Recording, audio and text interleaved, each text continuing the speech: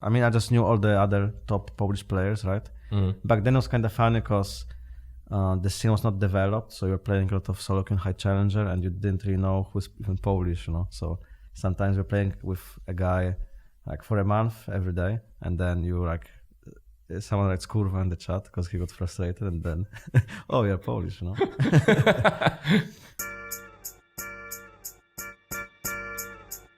You know their gaming names. But who are they really? Take a look with us under the hood. This is the 5th episode of Rogue's official podcast, Under the Hood. We are still in Berlin, so we're gonna keep interviewing LEC players from our team. And today we have like one of the true veterans of LEC/EU LCS, Oskar, Vander, Bogdan. Hello. Hello. How are you? I'm good. Why am I the last one from the team to do it? Because we went top to bot. Okay, makes sense. And yeah, you have the longest career, so the research took forever. No. It took 5 weeks, yeah. Yeah, and you're probably the player I know the longest. I mean, yeah, you know me since Rocket, so... Yeah, 2014, so it's 6 years. Yeah. It's crazy. But yeah, let's start. So what we do in the podcast is, at the beginning, we will ask you 10 quick questions. So don't think too much about them, just answer them and see who you are. Question number 1. What's your favorite food and drink? Drink would be coffee, and food, I guess, sushi. Okay. Do you cook the coffee here sometimes in the office? Yeah, I do. Why? Okay. We have new coffee, and I just put 5 spoons of it. Okay. It's too much. Okay. I feel like I'm on drugs right now. But yeah. Sushi. Okay. When did you start eating sushi? Because I think with a lot of people, they start like really late because the thought of eating raw fish is really weird. I think I was for sure still in Poland. When I was living in Poland, I was like, I don't know, 17 maybe, or 18, something like that, I think. Yeah, I just saw something in the movie or like series, the sushi, and then I wanted to try it. Yeah, and that's how it started. Yeah. Did you have any good sushi here in Berlin yet? Yeah, there's one on Kantstrasse, I think. Kuchi? This is okay, and there's like one more. There's like Riote or something like that. Okay. 893, something like that. I'm not sure. And there's one also good one. It's like in some hotel on Potsdamer Platz, I think, but I don't remember the name. Oh, so it looks like you tried a lot of sushi places out already. Yeah, I mean, it's like, I would say sushi is my favorite food, but it's not like I eat it that often as well.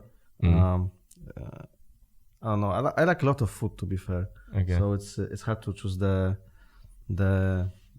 favorite one for me. Yeah. But sushi is like, if I only had to eat this, then I would probably choose sushi because it's also a bit. You can try different stuff, right? Like different fishes, different like fillings and stuff like that. Fried ones. You like fried ones? No. No? I don't like fried ones. Okay. Question number 2. Who's your favorite League of Legends champion? Well, the first thing that came to my mind was Braum, so I guess we'll go with that one. Do you know how many games you played on him in competitive? Well, around 70, I think. Yeah, it's your most played champion. How many did I play? Do you know? I think it was 58. Oh, okay. Well, or 68. I wouldn't say Braum is like it came first to my mind, right? But I would say still that like the most fun to play would be Fresh. And well, actually, for me now, it's the most fun when I just play some champs from other roles, I think. Because I played so many, like all the support champs. So I kind of know those champions well. So it's fun to just experience like playing a new champion. Yeah. And I think there's not many champion rotations because I watched like old interviews from you from 2014. And the champion pool is like basically the same, Like back then was Annie, Morgana, Thresh. I mean, it changes a little bit. So back then was Annie, Leona, Karma, I think. That was like the top 3. Then they added Zyra to the mix. there was some time like Bard was played as well. So yeah, I think champions like Bard, you can play it now as well. It's pretty fun to play it, but it's quite a hard champion. It requires like a lot of time to put into, and it's not that consistent as well. So it's more like if you have a good game, you can carry, and if you have bad game, you'll be quite useless. That's the problem of Bard. Yeah. Yeah. I think we can talk so much about it because I think the Morgana pick was like one of the more famous one that you brought to LEC or LCS back then when you came in. I mean, yeah, this was like kind of, I was the first one to start playing it, many regions. I think there was one guy who played it a game before me in like the some from Taiwan, but I had no clue about him. So I guess we both invented at the same time. Question number 3. What do you love the most about being a professional esports player? I would say like competing with others, like kind of flexible hours and a chance to travel around. Kind of flexible hours. You have to explain that one. I mean, it's like now it's like we have to scream every day since 2 to like 8 or something like that. And we have some meetings, we have some stuff, so we have a schedule, but still I feel like I have a lot of freedom, and then I can play solo queue a lot. I can do other stuff as well if I want to. Then we have some off time as well between the splits, so it's kind of I feel that even during the season we have like a lot of stuff planned and scheduled. I still kind of I like it, you know. I just like the way we work. Maybe I don't know. Yeah. It's not really that flexible hours if you think about it, but the hours we have are like well planned, and I like the day schedule. I don't have to wake up that early, you know. I mean, what time is it now? 10? No, it's 11:20. Yeah. 11:20. It's really early for you to be here, huh? Not really. Like usually I am here at this time, like 11. But I'm not sure. Like last 2 days, I was like waking up tired, so you know, I might seem a bit tired. I might seem it's a little too early for me. Yeah. Okay. But let's hope this off season is not that long. Yeah. So yeah. Yeah. I mean, long off season is also boring. So that's it's nice if you go to Worlds or something. Then it's like the perfect schedule. No. Question number 4. What do you hate the most about being an esports player?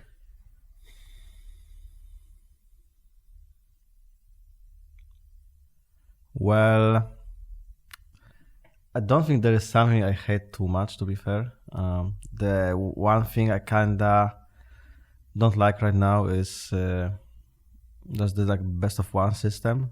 I mean, people say it's better for viewers and stuff, but for teams, it's kind of we practice a lot and we play a lot of games, and then it's like 2 games a week and 18 games in general in the whole split. So I think it's quite little, you know. For the best teams, it's still and we can still see like who's like the best teams and who are the worst teams, but then there's a lot of games that could go either way, or it's just like a new patch and people are not prepared for it, and they lose to some champion they didn't know about. So that's what I that's what I dislike kind of right now, you know. But you know, you can't have everything. I actually read an interview where LCS switched back from BO2 to BO1. Yeah. And you were saying like, hey, I like whatever the viewers like, you know. Yeah, I mean, I kind of do, but you know, it's still like, I mean, for sure it's the best if there's like bigger interest and people like to watch the league, right? That's the most important. Because if there's no one to watch, then we're not gonna play, you know. But yeah, that's my point, is that in this year, for example, like it's even more visible because a lot of teams are so close between each other, and then I know you have like top 3 bottom, like we have a clear bottom 3 teams, and then like all the other 7 teams are quite good, you know. Yeah, but I mean, from marketing perspective, it's really good for us, right? Because there's 7 teams so close, so every match matters, you know. I guess so. Yeah, then people want to watch everything. Yeah. Yeah, let's move on. I think we can discuss this for like hours. I mean, for example, BO3, Korea, then you have to wait 1 hour. That's also bad for viewers. But let's keep going. Question number 5. If you can morph into a League of Legends champion in real life, which champion would you choose and why? So if I was supposed to become a champion? Yes. I'm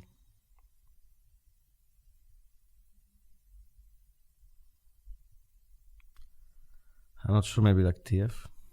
Who? TF? TF, yeah. Why? Because you can teleport and you get like free money from your passive. I mean, you can have like some magic tricks as well, like with the cards. Yeah. And you probably on the parties you can like show some magic tricks. That's really smart. What do you think your teammates answer? I don't know. Inspire maybe chose Zach or Evelyn. No. What did he choose? I think Inspire was like, I don't know. That was Larson who said he doesn't want to be any animal.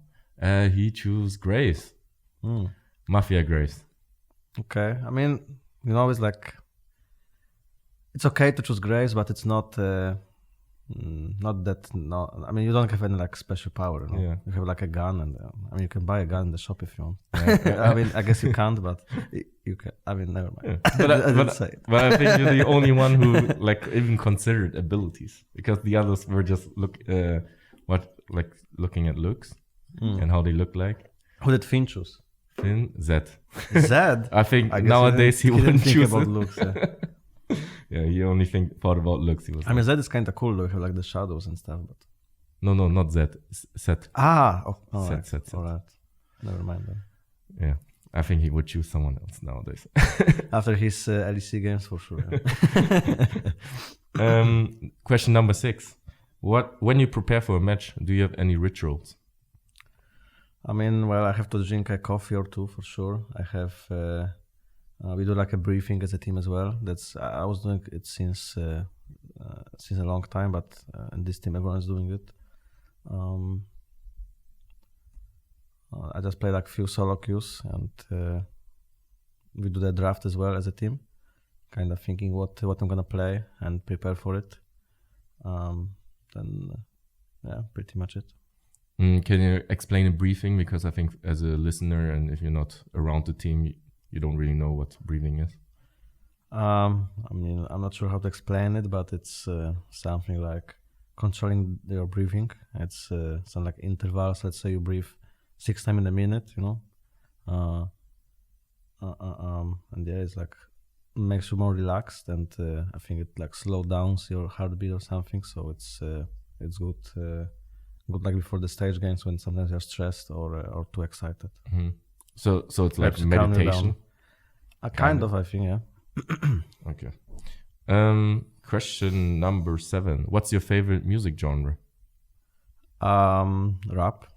Rap? Yeah. Which artists? Well, I mean, mainly I was like Polish ones. It's like my recently favorite ones, like BDS from Poland, I would say. But also like some like Kendrick Lamar or Kanye West. So I think for me it like switches, depends what's good now. Yeah. Isn't there like a Polish rapper that is really into League of Legends? I mean, there's like the BDS guy, yeah. Yeah.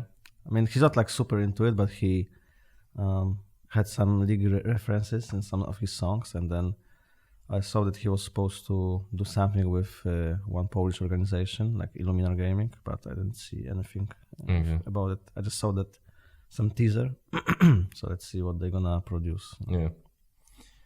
Question number 8. What's your favorite game of all time? What do you mean, like computer game or like a game I played in, or what? Computer games. Oh, okay. I'm in League. That's 5 out of 5. League, besides League of Legends. Besides League, I really liked Heroes 3.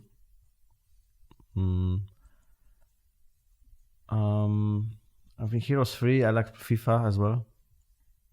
So I think those.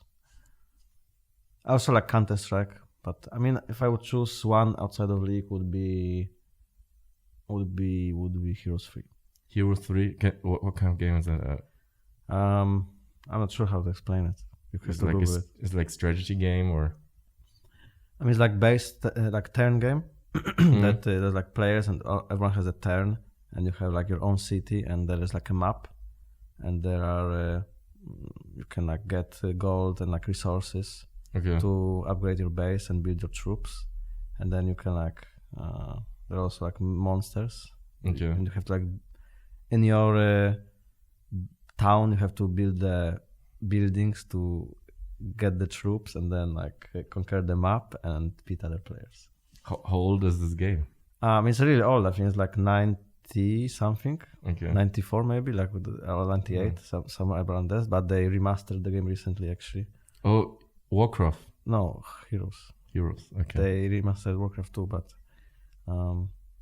I mean it's quite similar to Warcraft. You can say it's just it's like turns, you know.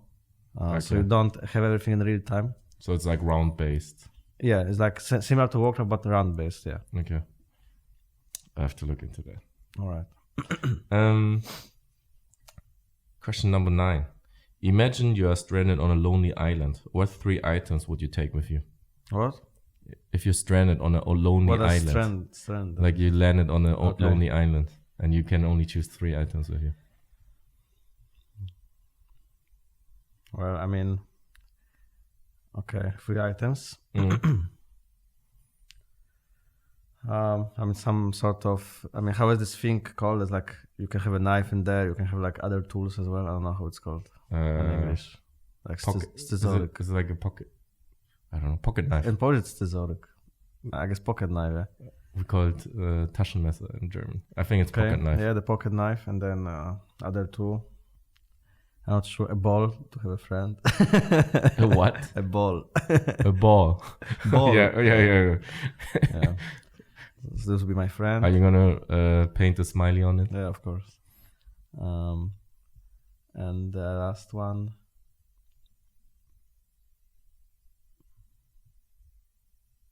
I'm not sure what the last one will be. I just need to. What about water? How are you gonna get clean water? I mean, what? I take bottle of water and then what do you want me to take? I don't know. You can get something that filters water. I mean, I'm just gonna drink like salt water. I don't know. You can filter it somehow, no? Or, I don't know. That's the big question. I would. I don't know. I have to figure something out. Okay. Question number 10. Drink coconut water. Huh? Coconut water. Yeah. Okay. Or maybe then I would take a hammer to like destroy the coconuts. Yeah. And actually maybe some weapon to fight animals or something. I don't know. Or actually I know one, like a spear to get the fish. But you can build this on your own or not? I guess you could, but I might have one for free, you know, for starter. All right. Let's move on. Question number 10. Which key is best for Flash, D or F? F. F? Yeah. Wow. So it's 4 for F and 1 for D. Who was the D? Your lane partner. Yeah. So yeah. Is there any reason why it's on F and not on D? I'm not sure. Well, I think when I started playing, there was like some pro player, probably like Hotshot GG or someone that was playing it on F, so I just thought it's better. Okay. All right, let's start with the main part. So we always go through like the career of the players. With you, obviously, it's a really long story because I think you're the longest veteran right now. In like if you talk about like splits, I mean not the most of splits, but like when you started to play in LCS. I think it's just you, Reckless, and Jankos. Reckless, Jankos, yeah. We all started the same year, I think. Yeah, Spring Split 2014, right? Yeah. So let's start with how did you get into gaming in like general? Well, I don't really remember it, but I remember I was playing a lot of like Hero. I mean, I played like some PC games like Heroes 3, right? I remember my like neighbor was playing it a lot, and I was like 5 years old. I mean, he was like maybe 9 or 10, and I was going to him to play Heroes 3 with him. And then it kind of evolved from there. I like started playing some computer games, right? I kind of liked it, and then I got my own PC, and then I kind of like I think I played CS with my friends in school a little bit, but like not too much. And then I remember I saw like a stream from CS 1.6 back then, some tournament, and the Polish team won it. It was like Pentagram, I think that was their name back then. It was this famous Polish team, like Neo and TAS, that like won a lot of championships. So I thought it's kind of cool, like to have like a big crowd and stuff like this, you know. So I thought it's kind of cool, and maybe it's like a fun path to take. So that was your first experience with esports? Yeah, just watching this tournament. It was like, I remember the side like Headshot TV, and the Morgan was like the shoutcaster, and the Pentagram was the team playing it. I think it was like 2006 or something, or maybe 7, something like that. Do you have like any brothers or sisters? No. So seeing a kid with a PC, you don't have to share. I mean, I was sharing a lot with my parents actually. I have quite young parents, so they like to use PC as well. So we had like sharing PC as free, I guess. So was it unusual back then to have a PC in Poland? I mean, I got my first PC was like 8, so it was like 2002. I guess not everyone had PC back then, but it was not like super unusual. But it was nice if you had PC back then, I think, or like with internet as well. Yeah. I don't remember exactly. I think it was not that special, but it was nice, you know. Outside of video games, I think you told me once that you played a card game as well, like kind of professional. I mean, not really professional, but I played like Yu-Gi-Oh! It was like this. We were like collecting cards and like playing against some other people. I didn't really play it professional. It was like for fun. But I was like, I played once in like Polish Polish qualifiers to World Finals. So if you wanted to go to World Finals, I was like 5th or something, like top 5. How old were you when you played that? Like 12, I think. 12? Yeah. Were you like much younger than your competitors? Yeah. I mean, I was like 12 or 13. And yeah, everyone was like around 17, 18, I think. And did you stop after the tournament to play it, or? Well, I lost my deck. Like you lost your deck. How much was it worth? Like 500 euros probably, something like that. It was like a lot for 12-year-old kid, you know. How did you lose it? I don't know. I don't remember. I left it somewhere probably, and then I remember I wanted to go play with like there was like a place we were all playing at, so I wanted to play it, and then I was like, "Oh, Dad, where's my deck? Did you see it?" It's like, "No," and then I couldn't find it. And I started crying, and my career was over. Did your parents get mad for you losing like 500 euro? I mean, I'm not sure if they knew how much all of it's worth, because it was like they were buying some cards for me, but like a lot of cards I won before, because there was like in the place I was playing at in my city, it was like 2 tournaments a week or something, and if you were like top 2, you were getting like free decks and stuff like this. I mean, free packs or like free cards you could choose. So, I mean, I had to buy some cards as well, but most of them I like got kind of myself in a way, you know. Okay, so your parents. I mean, they were. I think maybe they were relieved a bit, because they thought I would stop playing it. You know? But did you stop? Yeah. I mean, I did. Yeah. I asked them if they can buy me the whole new deck, but they said no. Okay, that answers my question, because I was gonna ask, were your parents like already supportive back then with your like hobbies? I mean, I think they. I mean, you can say they were, because I remember my dad was driving me to this place like almost every, like not every day, but every time I wanted to go. So it was like the tournaments were like Saturday or something, and then when there was vacation time, and they were like Saturday, Wednesday, I think. So anytime I wanted, he would drive me there. So I mean, I was also playing like football when I was young in like a club. So they're also taking me to the practices, or like to some tournaments. Or like the there's like vacation or winter camps for the football teams. Yeah, then I was going there too. I mean, when I was a kid, I was like playing keyboard or like going for some like martial arts stuff. So I mean, I had like my parents were trying to like show me a lot of stuff, so I could try it a lot. Do you still play the keyboard? No. I mean, well, I didn't play it for a long time. But when I see one, I always like press some buttons, but I don't really remember much. Okay. I was like 13 or 14 when I was playing it. So tell me, how did you get into League of Legends? My friends showed me the game. Yeah, I played Dota before. Also competitive, kind of, right? No, not really competitive. But you were in teams and playing tournaments. No, but I wasn't. CS you tried. Oh, I mean CS. I was playing some like scrims. So it was like there was some sites or something like that, or I think back then it was called like IRC channel, And MRC. Yeah, something like that. And then you were going there, and then people were looking for players to play with. So I was like playing with them, and it was kind of like that, And then Dota I was playing a little bit, so I kind of knew how the game works. And when my friends showed me League, it was like really similar for me, And then how did you get into teams? Like, did you get high solo queue first before you joined like a team, or did you join the team from like the beginning?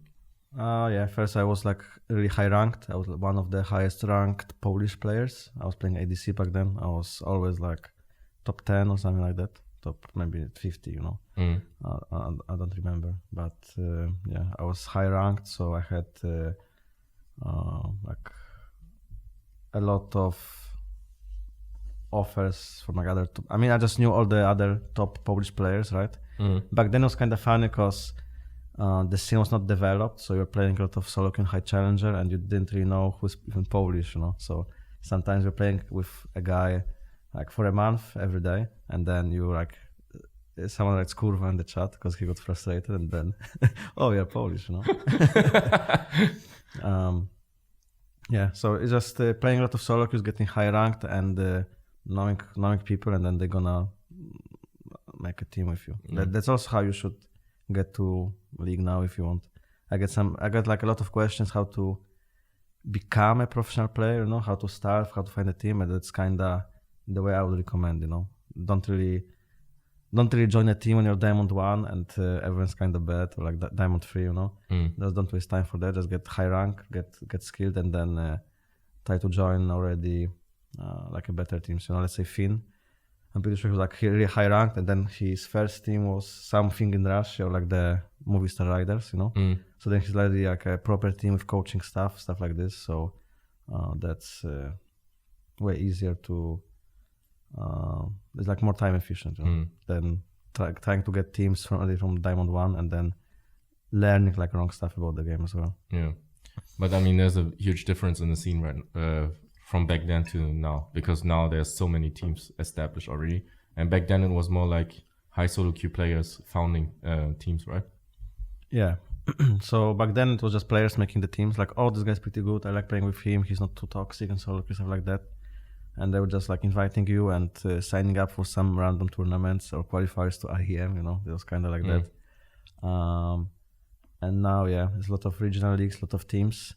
So it's kind of easier to get noticed, but on the other hand, there's also a lot more players, I feel like, and bigger competition. People are getting good, and also for AC players is that,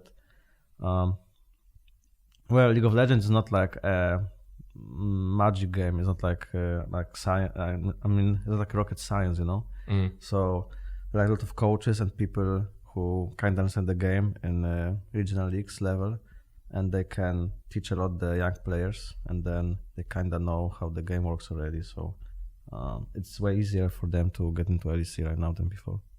Because when I played like in Rocket or something, the amateur players had like no clue how the game works, because there was no other.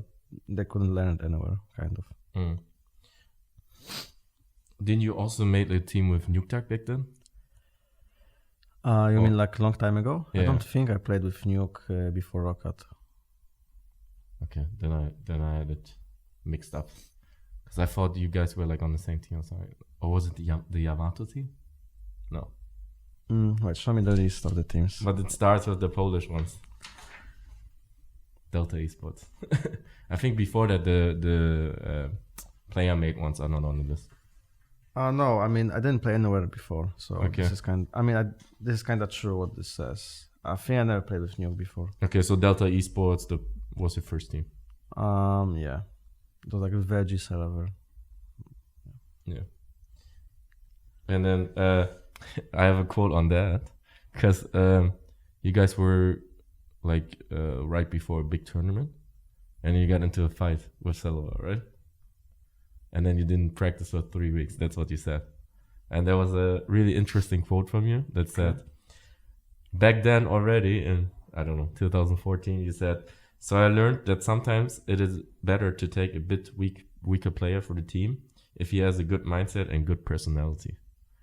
Do you feel this way still in 2020? I don't remember that I had 5 with Selva though. That's what you said in the interview, that that's why you didn't make it into the promotion tournament, because you guys were fighting and you didn't train for 3 weeks before the tournament. Oh, but this would be other team then. It would be like when we played in Mouse Sports, I think. That would be the promotion tournament before. Okay. That's like when I played in Mouse Sports, we like I was playing ADC back then as well. We had like a lot of argues in the team, so we kind of stopped practicing, and then we played promotion tournament. That was like the first promotion tournament, so I could not play it with Selva before. Okay. I never like had any fight with longer fight with like Selva or Veggie back then, I think. Yeah, so in this team we stopped practicing, and then I mean there was just a toxic atmosphere in the team in general back then, so it was kind of useless. So you still feel the same way about like taking a weaker player with a better personality? I mean it all depends, right? You can there's like a lot of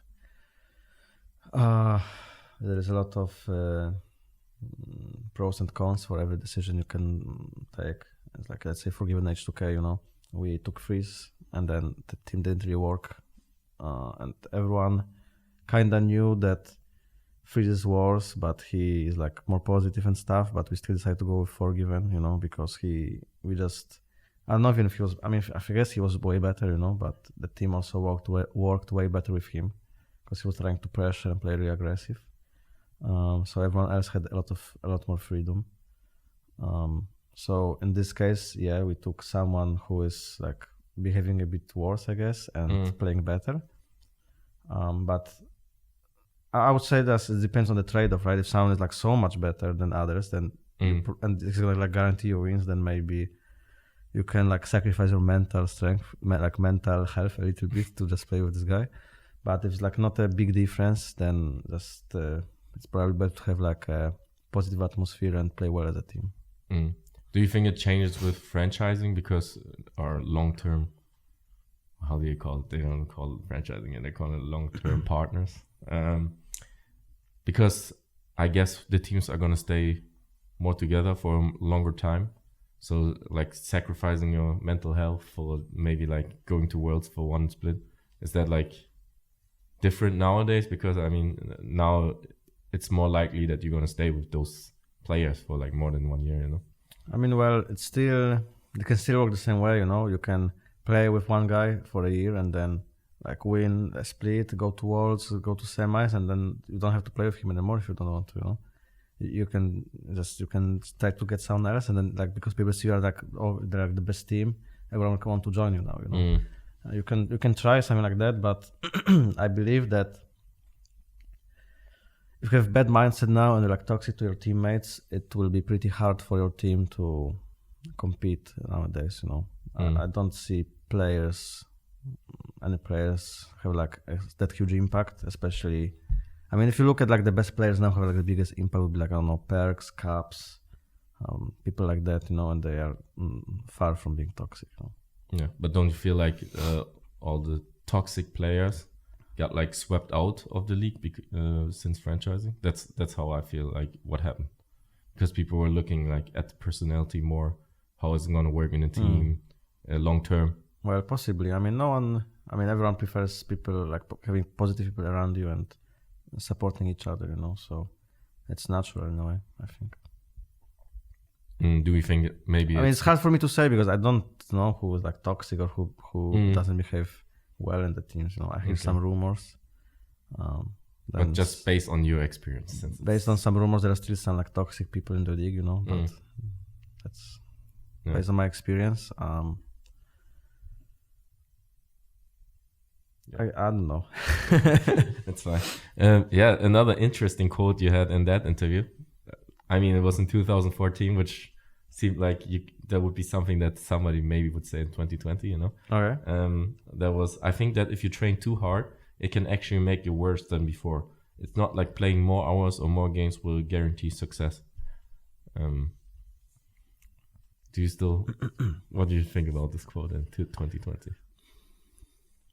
That's true in a way, but I would maybe add that all the players should look to do stuff to help them play more games on like high focus. So let's say eat well or do some exercises, or when you feel, because I mean almost every day after I play like for 6-7 hours straight, I feel a bit tired and I don't know how to say it, like sleepy, So then not focused. Yeah, exactly. So then I just gonna go take a walk, or we do some like sport activity or whatever, and then after 1 hour I can play again with like a fresh mind.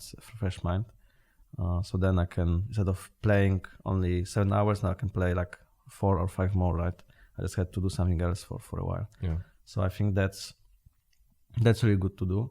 Because I mean, if I would just keep playing after 7 hours more, like being sleepy and tired, then I would probably just get some bad habits and being like not aware, like playing without full awareness of what's happening. So I would just not take the right decisions in the game. Playing more mindful with more focus. I mean, if you don't feel like you can play focused, I don't think it's that beneficial for you. Sometimes it's still good. Let's say you want to learn a new champion.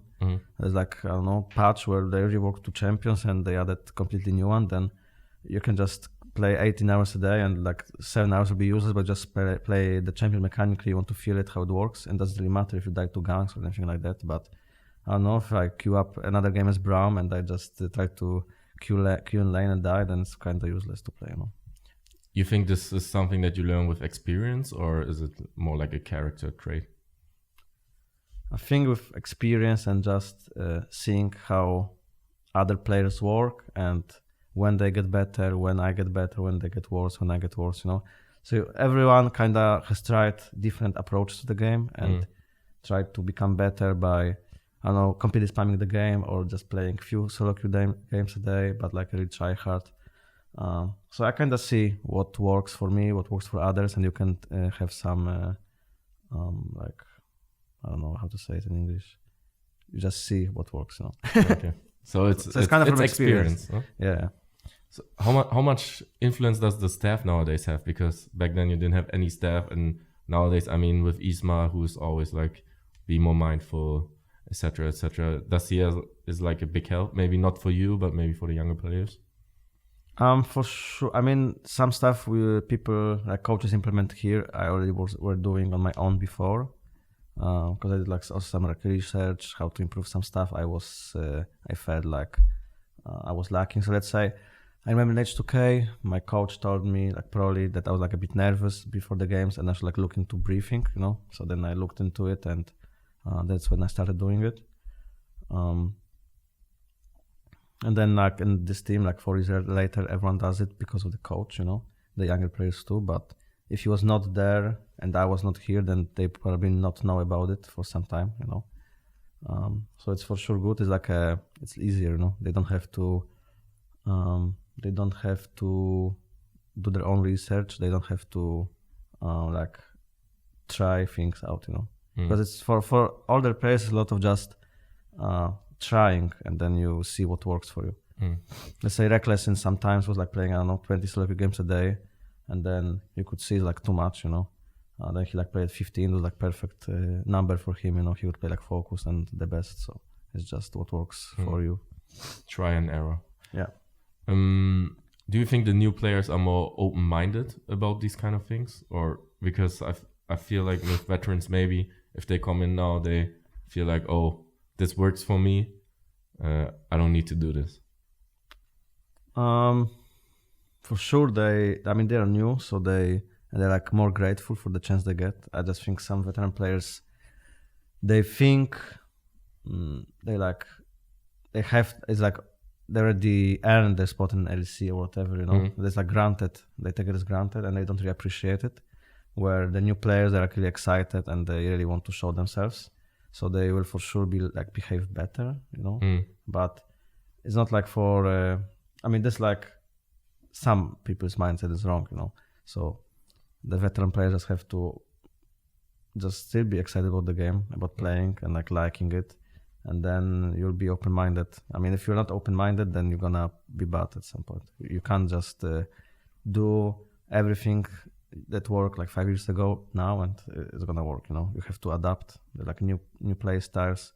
It's not even about like stuff is outside of the game, you know, but they also help probably.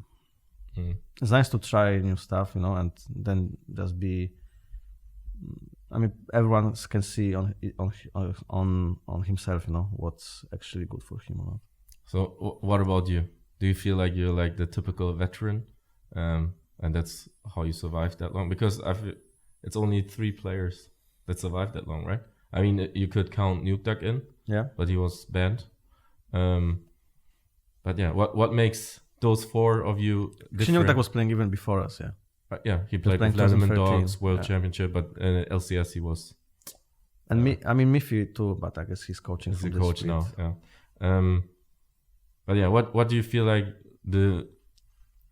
what's the difference between the 4 of you compared to like all the other veterans who at some point were maybe even like better than you guys in your position? Well, I think it's more that we just want to be the best. I think we just play a lot and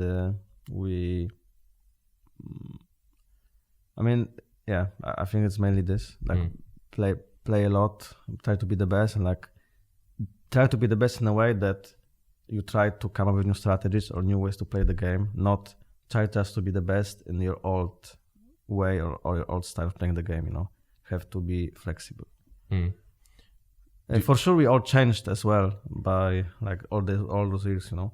So I mean, in League is like a lot about adapting, you know. The game changes every 2 weeks and every half year is like really huge change, so you have to adapt a lot. Did you ever burn out of this desire to be the best? I mean, I had some points in my career that I was not as tryhard as let's say now.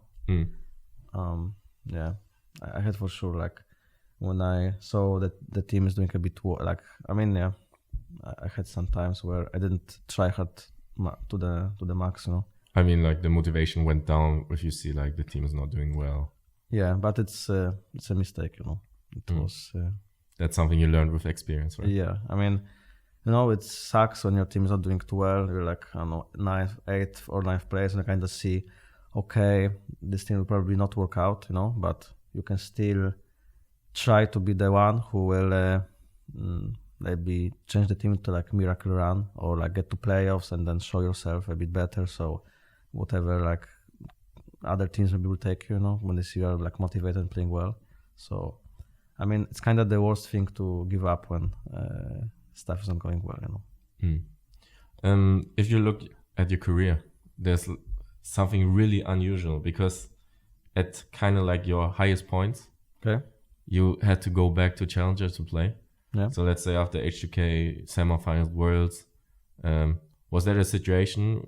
So you went to Schalke in the Challenger series. Was there a situation where you didn't get any offers, or you just felt like Schalke would be a good thing? Yes, after H2K, it was that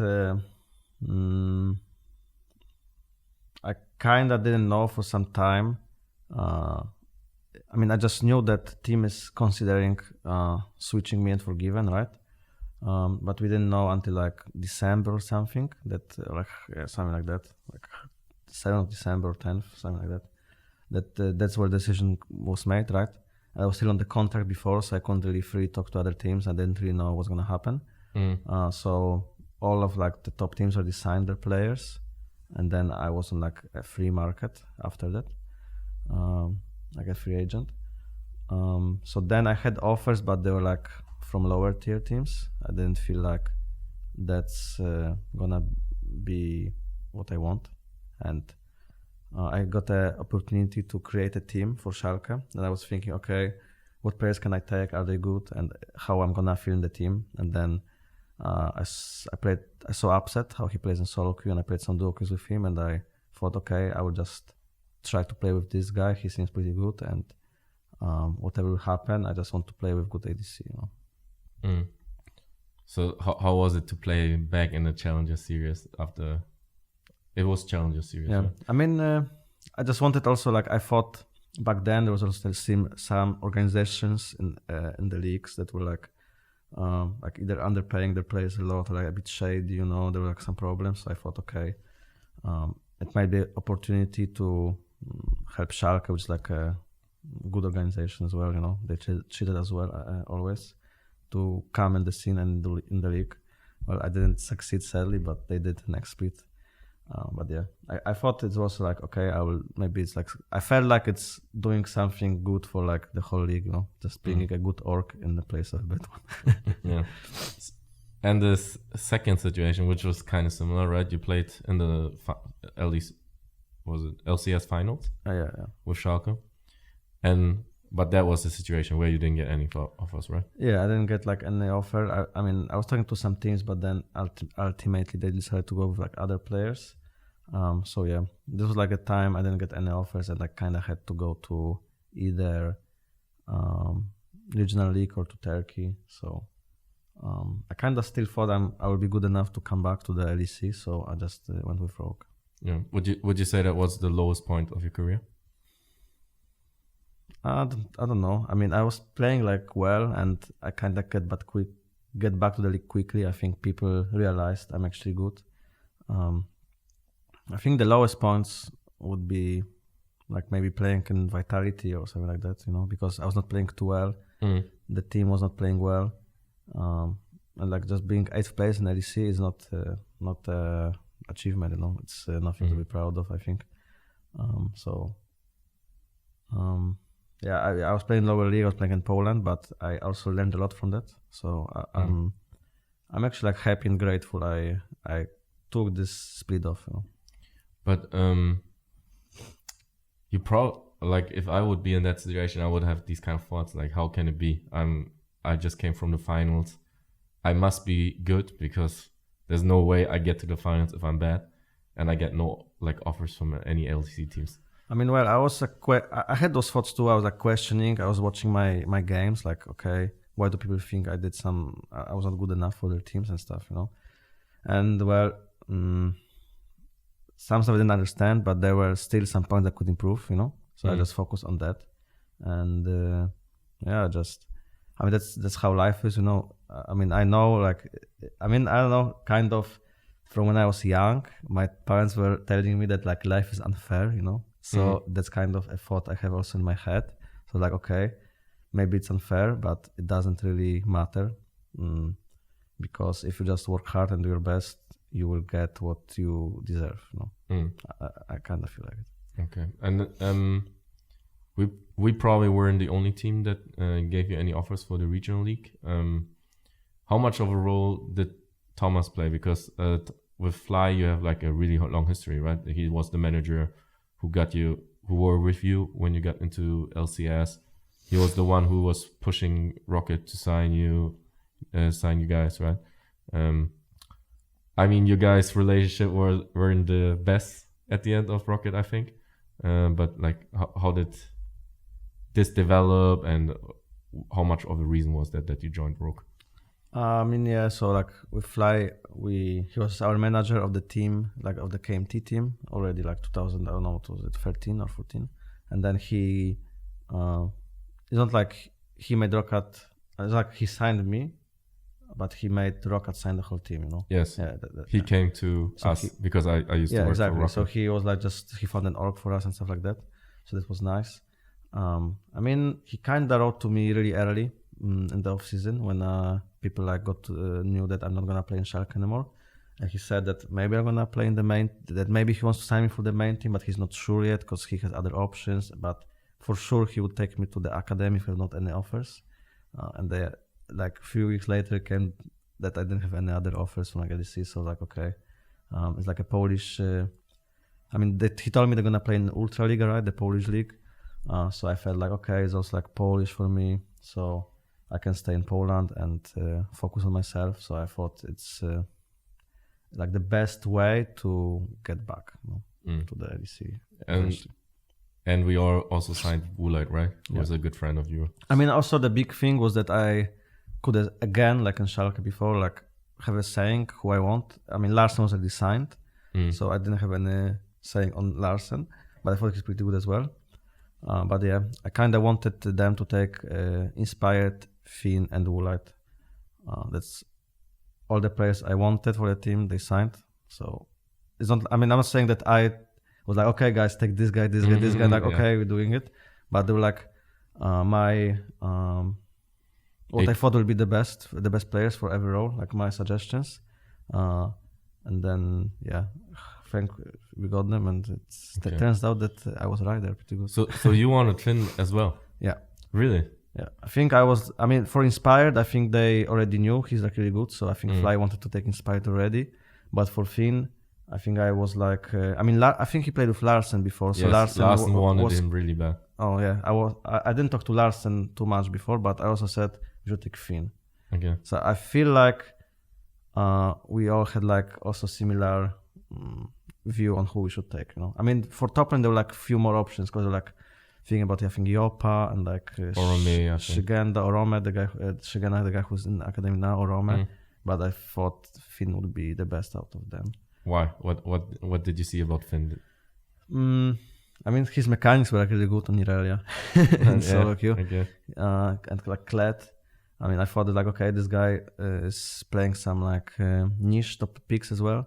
He plays really well mechanically on like bruisers, so he fits this. He fits this like young rookie that plays like really mechanically well, and you just have to help him understand the game a little bit better. He was also a bit experienced as well because he played in like Movistar Riders and stuff. So I thought it's gonna be a good pick.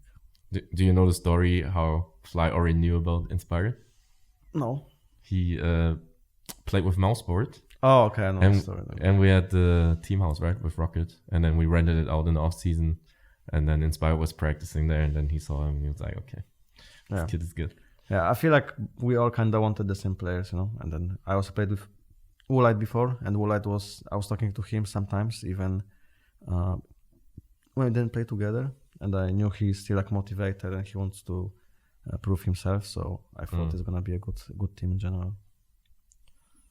And you play one split of Region League and then went straight to, I mean, you also already went into LEC on the spring split. Yeah. Did you think it would go that fast? I mean, honestly, when I signed, I thought I'm better than Vadit, than like the starting support you guys had. Yeah. We had that talk in a hotel room. So if you remember. I mean, yeah. So it's hard. I mean, I didn't really expect anything. I was like, okay, I think I'm better than him, but it doesn't matter. I'm playing here, he's playing there. If they're gonna need me, they will take me. But after like seeing how the team played after like 3 or 4 weeks, I kinda expected Rogue to like take the whole lineup from us, from the academy, because I mean we're like even beating the main team in scrims. So, and I don't think it was like a situation where, okay, only like Larsen is performing really well, and that's why the team is better. It was like all 5 of us were better than all 5 of them.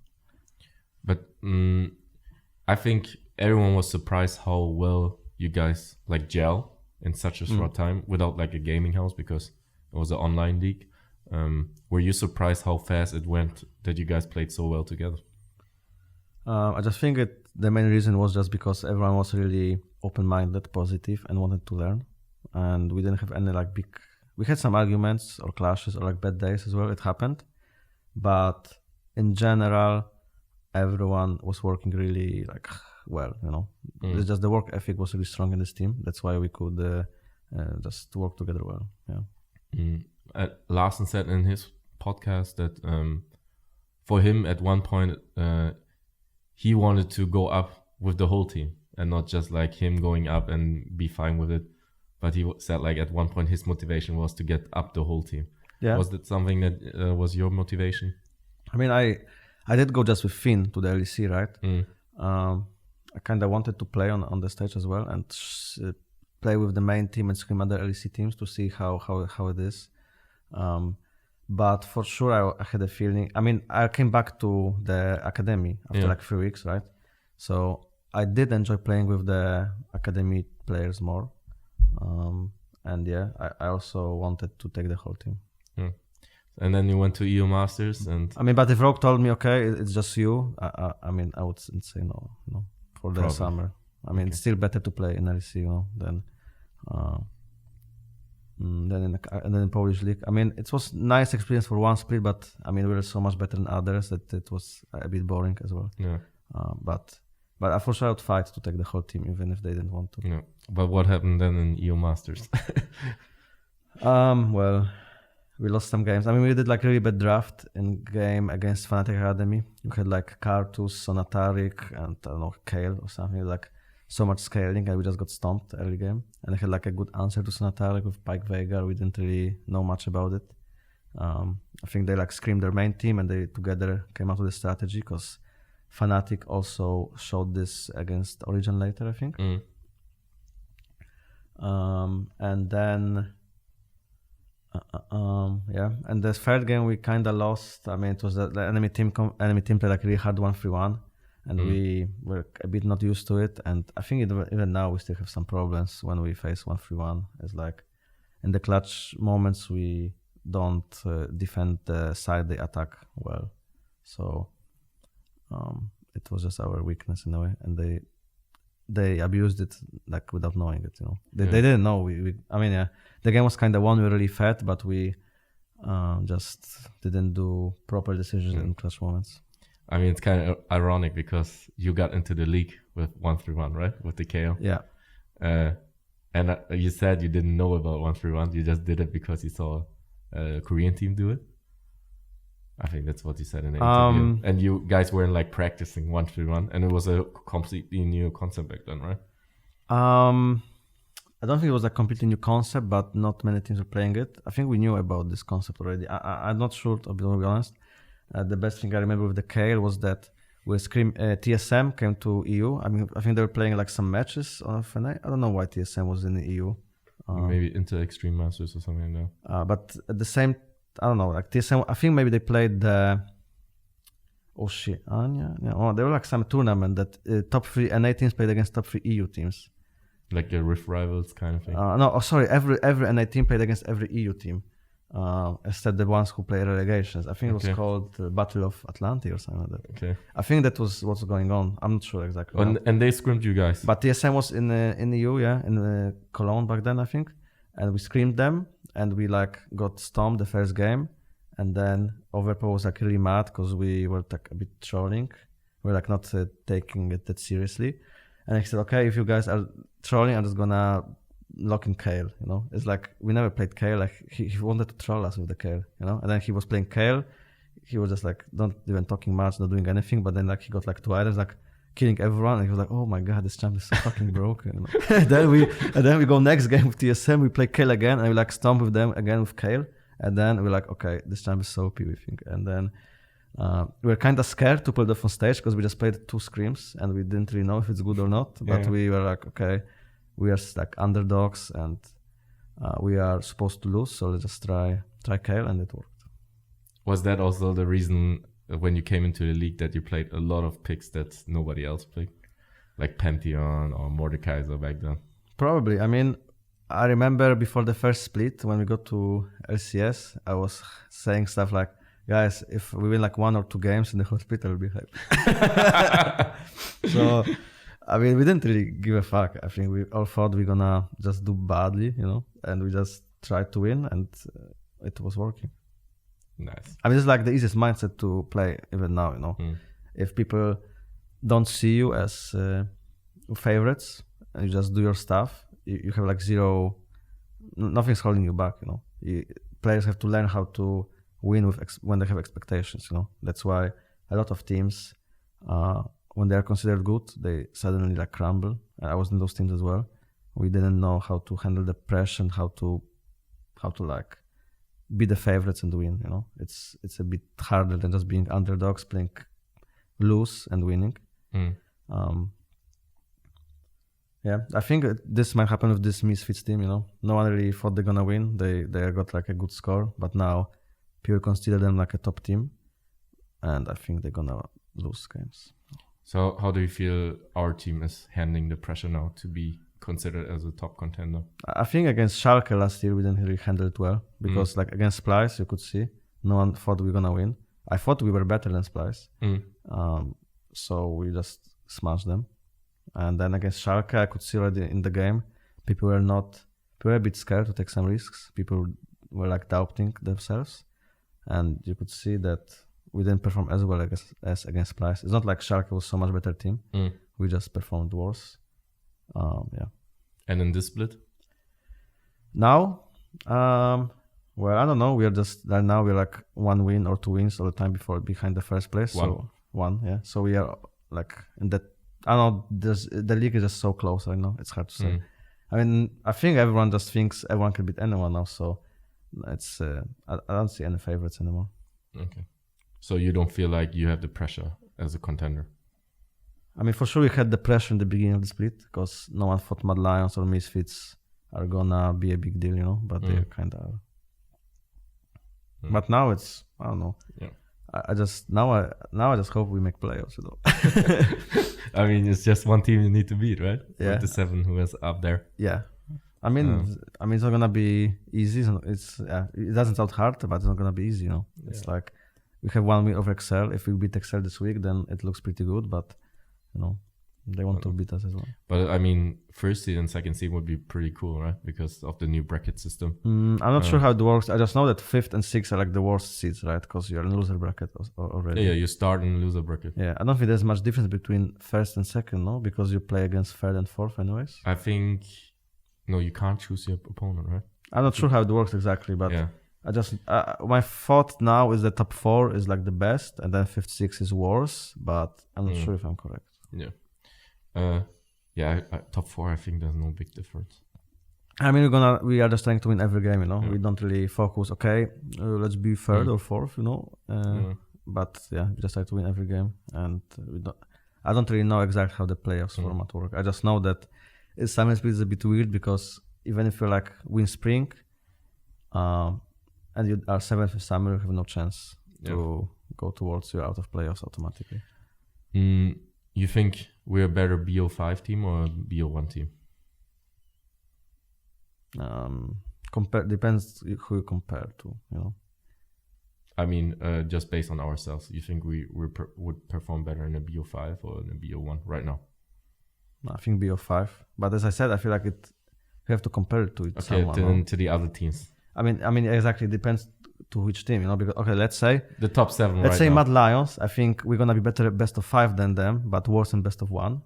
But team like G2, we're gonna be better in best of 1 against them, but worse in best of 5. You know, theoretically. So I don't know. So how would you rate us in best of 5 in the league? Top 4, I guess. Top 4. Top 3. I mean, it's hard. I mean, Fnatic, us, Origin, and G2 should be like the best in best of 5s. Because we feel like we're all good and experienced. Like Mad Lions, they are really like wild right now. They have really strong players as well, but you can see they're inconsistent, and I'm not sure how they're gonna react between the like games and stuff like that, you know. So I think, yeah. You think they kind of similar to Rogue last split with the whole rookie squad, or are they different? I think they are different because we didn't play like super aggressive or super cocky on stage, and they kind of do. So even though they're rookies as well, they just have different rookies, you know. It's not like Lars, Inspire, or Finn. They were like trying to be in the face of their enemies and trying to outplay someone all the time. They were playing more like smart game and slower game, and it's not like I made them do it, or like I said that, okay guys, you have to play smart and calculated. They are like people who wanted to play this way as well, you know. In our team, actually, I'm like the guy who often tells them to like take more risks, play more aggressive, because I feel like sometimes they try to be too smart, and they're like rookies, So and the Mad Lions rookies, or like let's say Razork, this guy is just like coin flipping a lot, when he plays. And so you feel like our rookies are trying to learn the game the right way? I mean, there's not really right or wrong way, I mean, I think if you like take a bad risk, it's just bad play that you made. But taking like risks that you can gain a lot and you can lose a small amount is good. So you just have to figure out in the game and see when the risk is worth taking and when it's not. But if you never take risks, it's bad as well. Yeah. In the Schalke 04 Challenger team, was it also 4 rookies and you, or there were some veterans in that team, right? I mean, there was Lulex, he was a veteran. It was Smithy J, he also was played a bit before. Only Upset was a rookie back then. Yeah. So you, with the 3 rookies, I guess, how much did you think you learned from the rookies playing in Challenger Series? I mean, in Ultraliga, right? Yes. Okay. Well, I learned, I mean, you always learn from whoever. I mean, it's always good to learn. I mean, there's like a saying, right? If you are the smartest in the room, you're in the wrong room, right? Right? So, for sure, I could learn stuff from them as well. I mean, I feel like for veteran players, it's more like inspiring to play with rookies, right? Because, I mean, after a few years, you every player who started playing, he was like spamming the game non-stop, right? And then you kinda don't spam it as much later, but the rookies kinda motivate you as well. You see how hard they work, and then you're like, oh shit, like other rookies from other teams gonna work so hard, I have to keep working like them, And then I don't know, I kinda it's just motivation. I feel like you get inspired a little bit by them. And in terms of gameplay, I'm not sure if I learned much from them. I learned how the clad works. Okay. Talking about this year you have a new lane partner, Hansama, who spams a lot of game as well. How is it so far playing with him? I like Hans a lot. He's a really positive guy. It's nice to work with him. I feel like we can both make mistakes and learn from that. No one is like bashing another guy or losing trust or anything. I think we know both of us want to win and do the best, and sometimes we just make mistakes and we just learn from it together. And he's also really good mechanically, so I can't ask for more, I guess. Yeah. How strong do you think you two are as a bot lane compared to the other LEC bot lanes? I mean, someone asked me this question like this weekend, I think, in the LEC interviews. And I said the best bot lanes right now are us, Mad Lions, Fnatic, and G2. Okay. That's what I think. And it's hard to say. Also depends on day. I mean, it's like it's so hard to say, It just a lot depends on like situations, what matchups we have on the day, let's say against Fnatic I played pretty poorly, I think, last weekend. I didn't like int or anything, but I could do much more. I could get more leads for my team, and I didn't. So I'm not like happy at all how I played. But on the other day, I didn't feel too well that day. But on the other day, I'm pretty sure I could do better,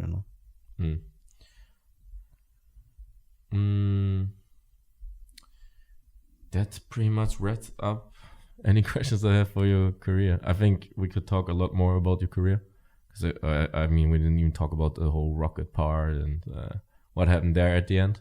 Because that would have been an interesting roster if we would have managed to build it. I guess, yeah. But I think I can't really talk about it. So no, it's fine. It's such a long time ago. Anyways, but yeah, what are your personal goals with this team? I mean, it would be nice to go to Worlds, and win the split and win Worlds. That's our goals. And we're just gonna work hard to try to achieve any of them and try to win any game we can, and try to actually not even win any game, just try to improve and be better and try to smash other kids. Yeah. How much would it mean to you to win a LEC split? I mean, a lot. it's like not just that I played for so long and I didn't win it, and I was like close to win it as well, but it's only like 3 teams in the whole history won LEC, and pretty much it's only Fnatic or G2 winning. So to be like the other team that wins is like a huge difference, you know. I think it's hard because both G2 and Fnatic are really good now as well, but it's not impossible. Why do you think they're always on top? I don't know. If I knew, I would do the same and beat them, you know.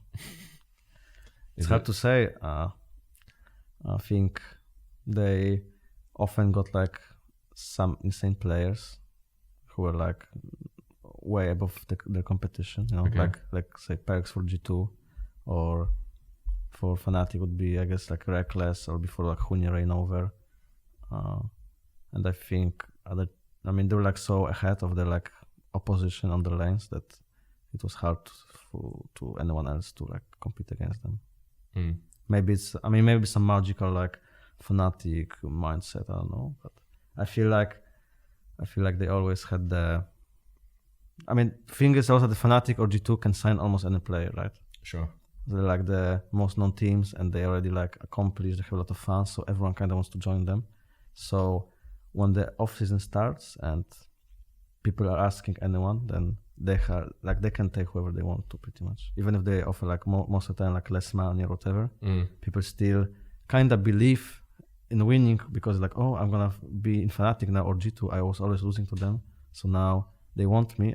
I guess it's time to win. You know? I don't know. It's something like that. Do you think like some kind of like culture or philosophy is playing in that as well? Because they always know they're gonna win, they're gonna aim for winning, so everyone who joins knows they're gonna be winners. Maybe. I'm not sure. Yeah. It's possible. I don't really know how other people think, you know. Can't read their minds, but it's possible. I think the big thing is that they can always choose the players they want to. I mean, it's like, I don't know why Real Madrid or Barcelona are like always the best since like 20 years. It's because they have the most money, they're like the most known teams in the leagues, and they can, if you make offer to this player, it's like he most likely will accept it, you know. Sure. There were some people both in league scene or in football scene that were not going to the most known teams, but when they could. But I think most players will like join them anyways. So let's talk about last week. We played against Fnatic and Misfits. Yeah. How did you feel about the Fnatic game? I mean, you already said you didn't feel like you played good, but were you guys like surprised by the Zach pick? I mean, we knew he can play Zach. It's like, it's not even just it's Weepo, but we know he plays some Zach, and that's why we also picked Kled blind, because we thought he'll not play Zach into it, but he did. I think we drafted kind of for early game. We had winning bot lane, we had winning top lane, we had winning mid lane, we had jungle was like, Rex is like considered counter pick to Lee Sin, but it's not like Lee Sin can't play the game, you know. It's kind of fine for both. So we had a lead, we got like Herald, we got bot tower, and then the really good like team fight for them happened. And then it's really hard to win after that. I think if their tanks are ahead of our carries, we can't really kill them. And tanks based damage is like strong, you know. So it's kind of weird way how this game works, right? It's like if tanks get ahead, he will one-shot your carry and you can't really kill him. So that's a bit stupid way how this game snowballs. But on the other hand, if your carry is ahead, he'll just one-shot the tank. So I'm not sure. That's just how this game works. You feel like we as a team are trying to focus like to be a really good early game team? Because I think it was like 2 or 3 years ago, there was like a huge narrative that because there were some teams who win just by picking scaling comps, you know, and then all the good teams were kind of like losing, and they were saying, oh, we do it on purpose. We want to be a team that knows how to play early because when it comes to best of 5, we're going to be better. Because late game scaling, everyone can play that.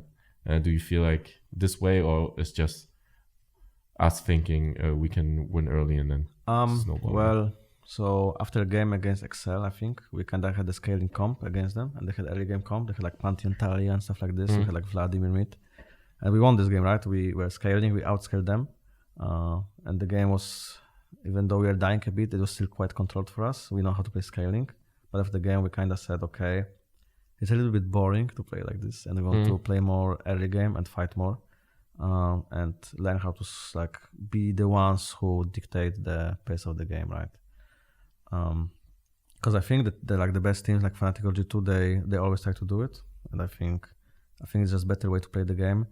Right now, scaling is a little bit better than last year because the drakes are more useless. It's just Herald is good to take, and then the Drake Soul. So I feel like if you have a strong early game, you kind of have to aim to get the early Drake, and then Herald, and then try to go for 4 Drakes, no matter what. Then you get like 22, 23 minutes. And usually the Cloud Drake Soul is, the Drake Soul is really strong, all of them. Cloud one is probably like the worst one, but all of them are strong, you know. Yeah. So, yeah. It's not like, it's better to, it's easier to play scaling in a way. You just have to farm on every lane and try to give up as little as possible. While when you play the early game comp, you have to know how to force good fights, how to control the objectives, how to play well with tempo, not like waste time for your recalls. Don't greed for like items, because you want to be always first on the map. You want to always pressure enemies, right? But I'm not saying, it's harder to play for sure, like early game. That's why scaling. Just sitting in lane, like playing a bit scaling is easier, I guess. But the best draft you can get is to be able to win your lane and outscale enemy, right? That's what you want to get in Fury in draft, but it's hard if enemy team has a brain. So you feel like if we want to just hardcore win every game, we would just pick late scaling right now? Depends against who. Okay. If we want to for sure win against like worse teams than us, we just try to outscale them, because we're like good enough mechanically against them that they will not take like leads in lanes. They're not good enough to like snowball the game correctly. They will make some mistakes later. So it's like a free win kind of to pick scaling against worse teams. But to be G2 or Fnatic or like Mad Lions or like those teams, just without scaling them, it's Mad Lions you can probably outscale them because they often make mistakes. But Fnatic or G2, just picking outscale against them and winning by it, it's quite hard, you know. Let's say Fnatic, they picked outscale against us, but they also played like aggressive with kind of like Weepo was jumping all around the place. So it depends. I think it depends who you play against. Yeah. So if you look at the stats, stats don't tell the whole story, right? But they clearly said we are the best early game team right now, like until 50 minutes. What do you think is the biggest problem right now for us to like transition from like this early game advantage to winning the games?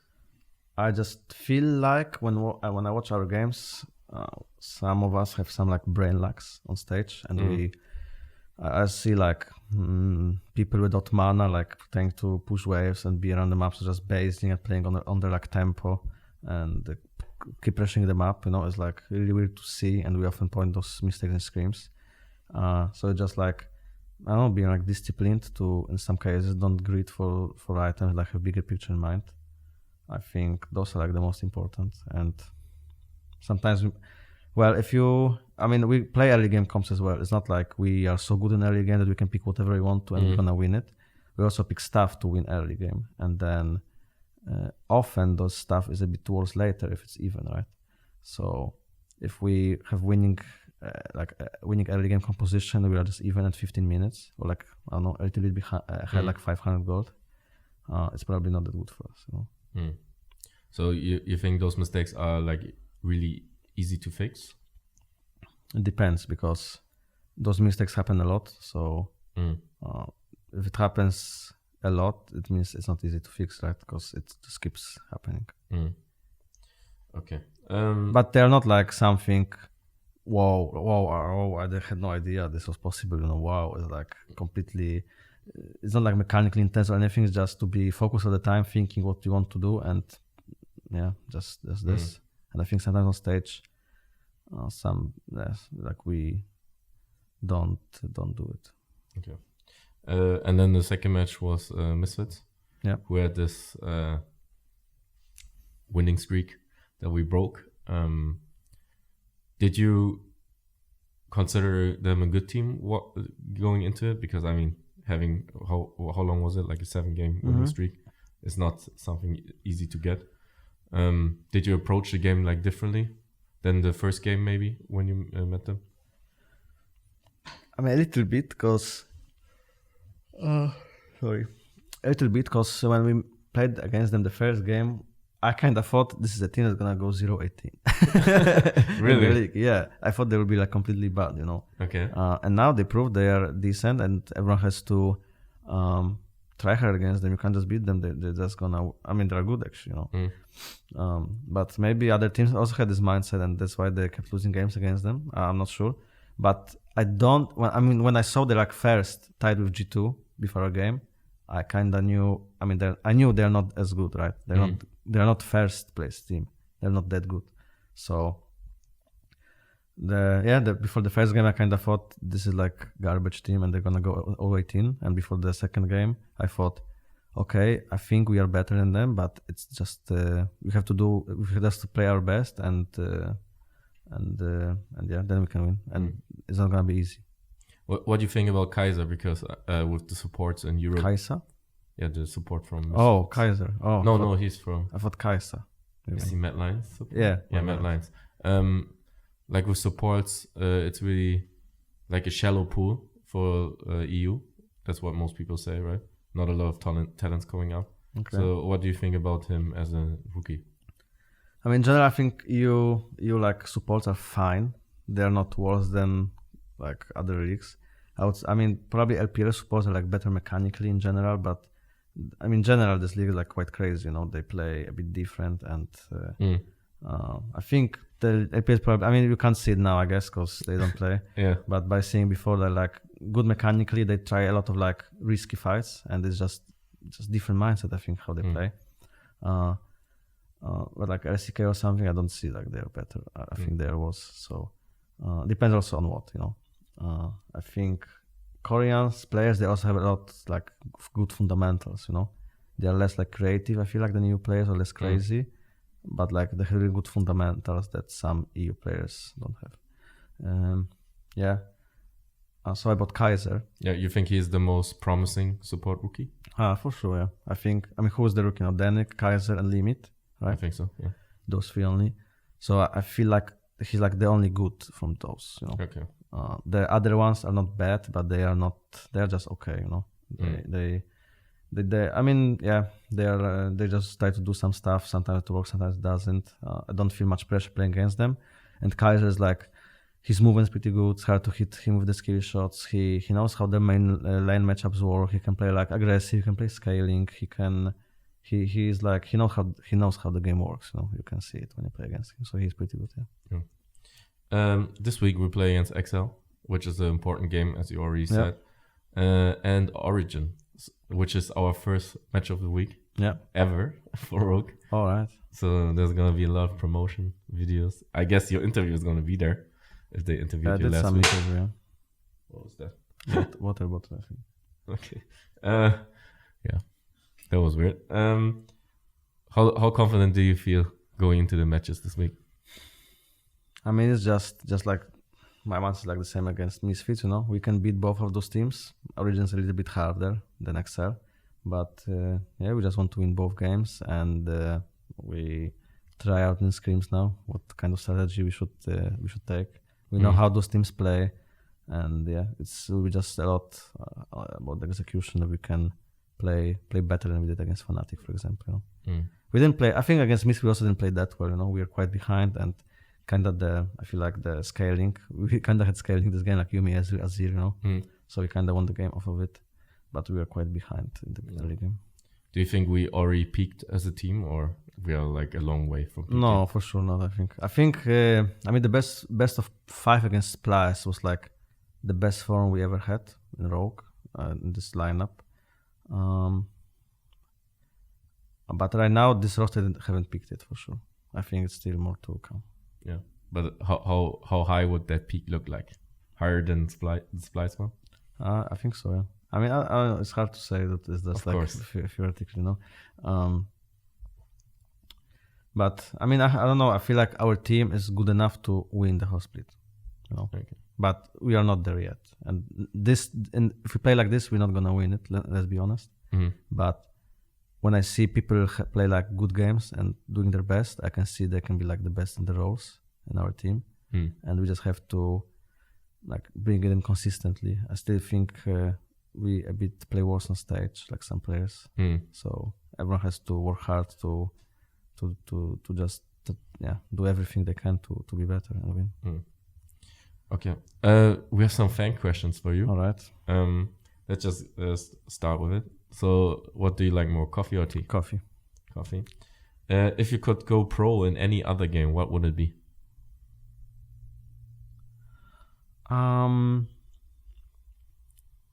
Maybe FIFA or FIFA. Yeah, FIFA. FIFA. Because it's like single player, right? So finally, I don't have to bother if I know after so many years. It's like would be new, or maybe would be new. Yeah. And I like football. Yeah, I could maybe try FIFA. I mean, I'm not that bad in FIFA, like decent. So it's a fresh start. And I mean, getting into like games like CS is also. It would be nice to be like CS Pro because this game is also pretty fun, Counter-Strike. But I feel like it's quite hard to become a pro there now because it's like so. It's like imagine you never played rarely played League and I want to be a pro now. It's pretty hard now, to get on the level. Like even the rookies, all of them they play for like 5-6 years already, like solo. It's not like Karzi. He started playing last year, League, and now he's a rookie and he's playing good. He's playing solo since he's like 11 every day. The most liked question: how good are you? I mean, I think this split I'm not playing that good as last split. To be fair, I'm not sure why, but I will do my best to be. I will do everything to be like good. Yeah. How long do you want to play in the pro scene? I'm not sure. It's I don't have any like date in mind. Yeah, I don't have any date in mind. It's not like okay, in 2 years I quit no matter what. But I kinda see that I'm getting older and stuff, So I have those thoughts more often, like about when will I retire? Like, am I still good enough and stuff like this?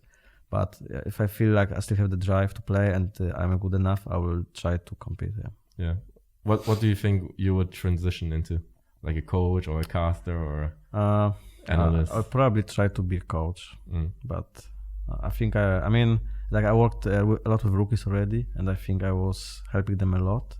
So it's kind of like first steps, I would probably aim to be a coach, and hopefully some would believe in me from organizations.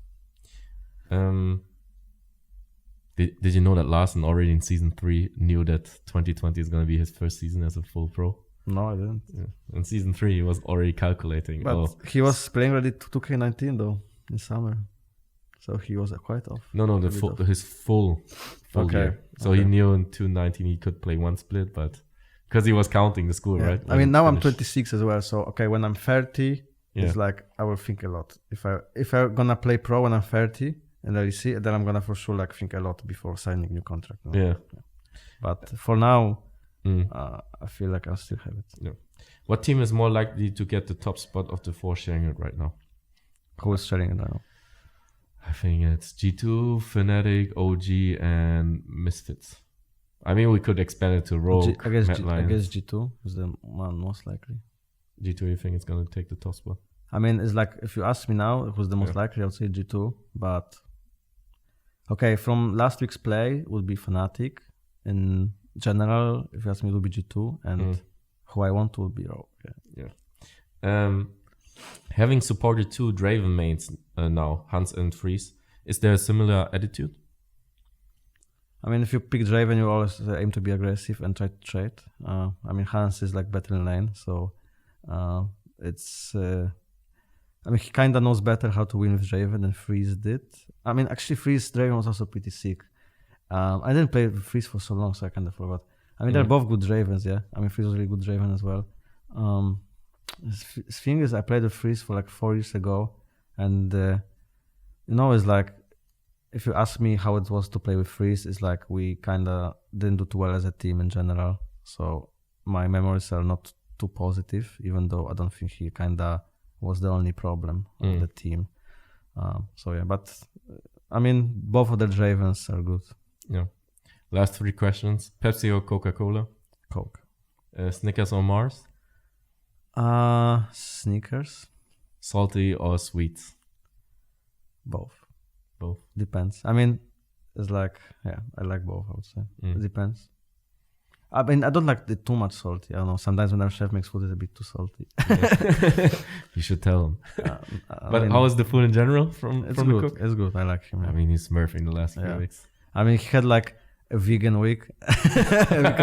we kind of flamed him for him, so he's smurfing after that. Yeah. All right. Thank you, Vander. It was really interesting to talk to you. All right. Thank you too for inviting me to this podcast. Yeah, I know you don't like podcasting too much. I hope it was still No. fun. I mean, it's not like I don't like it. It's just I didn't say I don't like it. It's fun. It's fun, but yeah, it's. I mean, it's like more like for hardcore fans, I guess. It's like no video or anything, so it's kind of boring to only do this. So you have to kind of it's like your side thing you do. You know? I mean, I listen to some podcasts when I go to the gym or I go running. Then if I don't want to listen to music, I actually listen to podcasts. Yeah. Yeah, Steven said last week doing the podcast reminded him of a lot of things in the past that he forgot about. Yeah, it's kind of same for me too. So yeah. I mean, it's also like if you are recording everything, you kind of have this like thing like look nice and stuff on the camera. But if you just do podcast, you can feel just focus on what you want to think or want to say. You know, it's more relaxed, I guess. Do you have any last messages for the fans?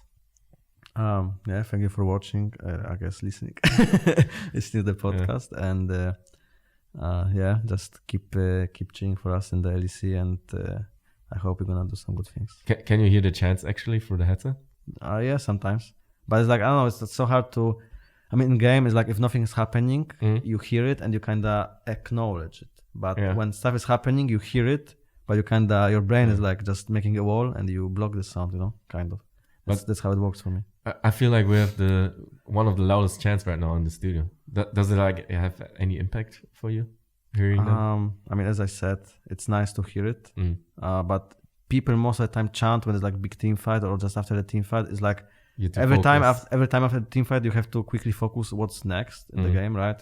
Like you have to look at the waves, you have to look at the jungle camps, Drake timers, Nash timers. You have to check like, okay, do I ward now? Do I base already? What summoners were used? You have to time it. So it's just so much stuff to focus on that then I just try to ignore it, you know, most of the time. But it sometimes when it's like stalemate and I can hear the fans shout rogue and nothing is pretty much happening, just like some word vision, like vision wars, then it feels nice. It's like, okay, let's fucking do this. Yeah. Then this wraps it up. Thanks for everyone that's listening to our podcast, and yeah, keep listening and see you next week. Bye. Bye.